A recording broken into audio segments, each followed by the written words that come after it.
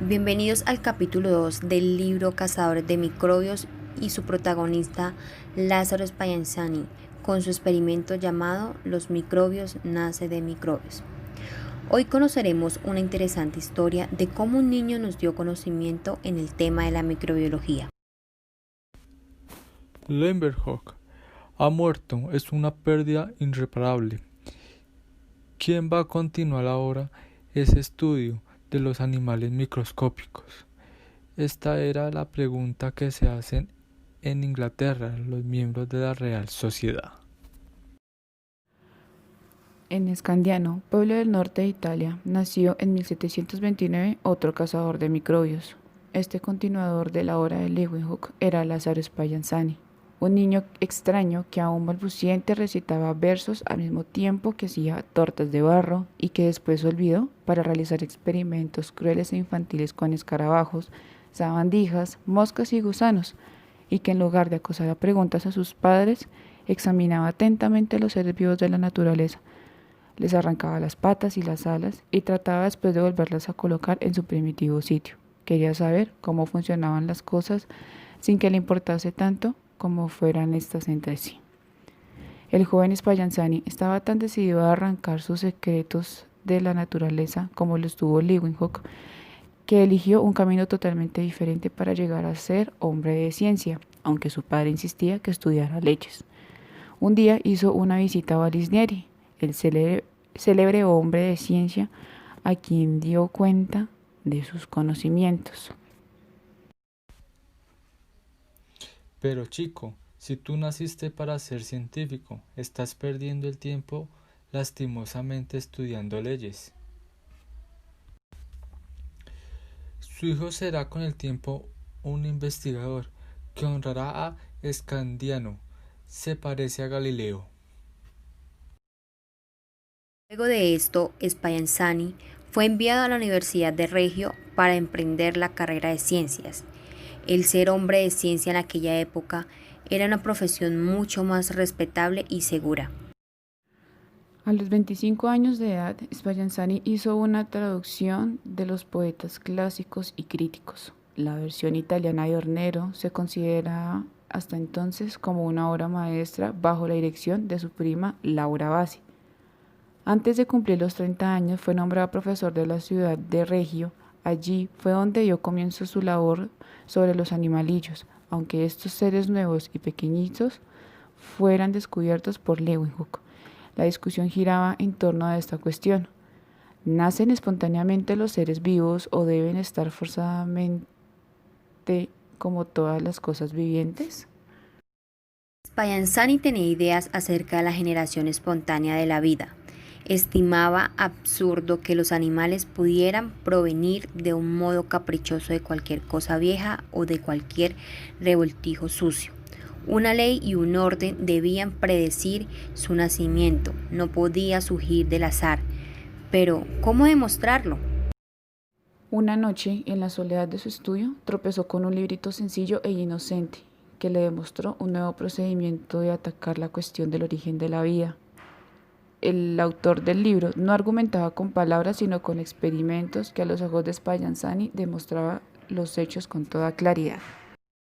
Tomó 2 tarros y pone un poco de carne en cada uno de ellos. Deja descubierto el uno y tapa el otro con una gasa.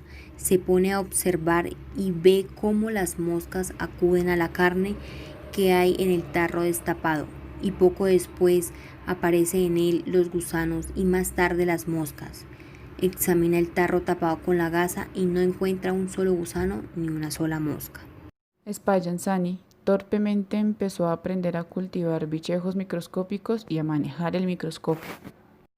Por aquel mismo tiempo, otro clérigo llamado Needham, católico, ferviente y aficionado al imaginarse que podía hacer experimentos, iba adquiriendo celebridad en Inglaterra y en Irlanda con la pretensión de que el cardo de carnero engendraba maravillosamente animales microscópicos. ¿Pero qué hizo Needham? Tomé una cantidad de caldo de carnero recién retirada del fuego.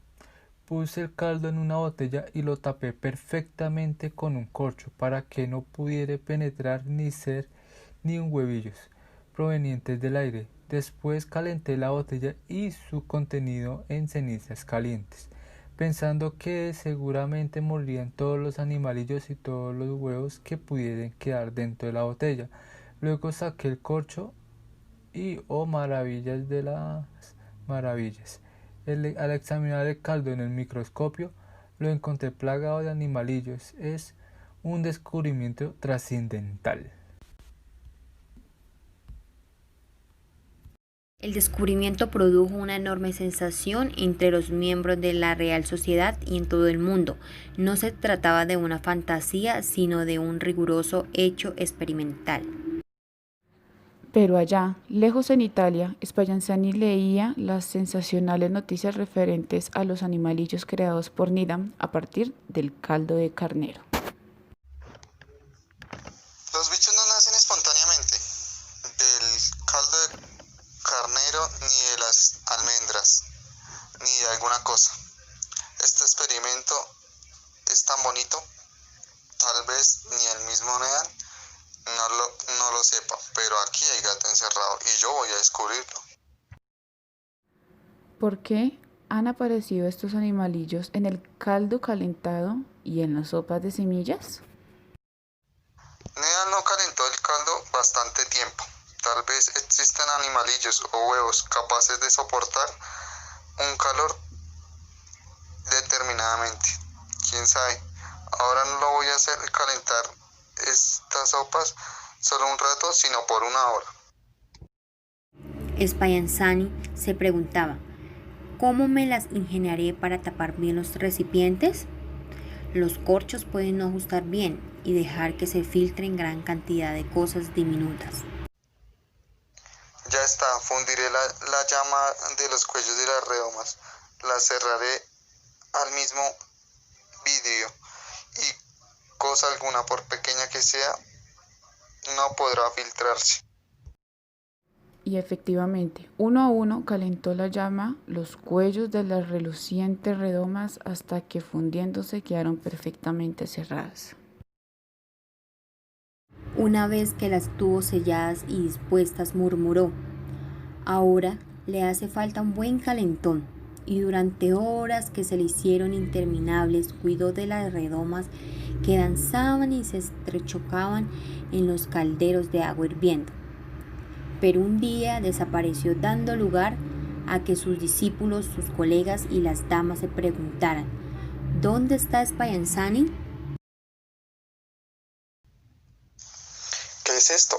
Aquí y allá en el grisaqueo del campo visual del lente encontré alguno que otro animalillo juguetón, pero de todas formas son seres vivos, parecen pececillos diminutos como hormigas. Las redomas estaban cerradas a fuego, nada ha podido penetrar en ellas, procedente del exterior, y sin embargo hay en ellas animalillos que han podido resistir la temperatura del agua hirviente. Y sacando estos, los corchos que no habían sido cerradas a fuego estaban llenos de animalillos, hasta las primeras redomas encorchadas que habían sido hervidas durante una hora eran como lagos donde nadaban peces de todas las clases. Esto significa que los animalillos que lograron colarse en las redomas de Needham, además del descubrimiento nuevo, hecho una gran importancia a los seres vivientes, pueden soportar a temperaturas de agua hirviendo y seguir vivos, pero para matarlos hay que mantenerlos en una temperatura durante una hora. Fue un día grande para Spallanzani, pues había demostrado que era errónea la teoría de Needham de la generación espontánea de los animalillos. Entonces, Spallanzani, después con gran animación, enseñó a sus discípulos que la vida solo procede de la vida, que todos los seres vivos, aun esos mismos bichejos despreciables, tienen forzosamente progenitores. En sus últimas experiencias intentó demostrar que los tejidos del cuerpo convierten lo que hoy conocemos como oxígeno en dióxido de carbono. Y por último, Spallanzani murió en Paiva el 11 de febrero de 1799.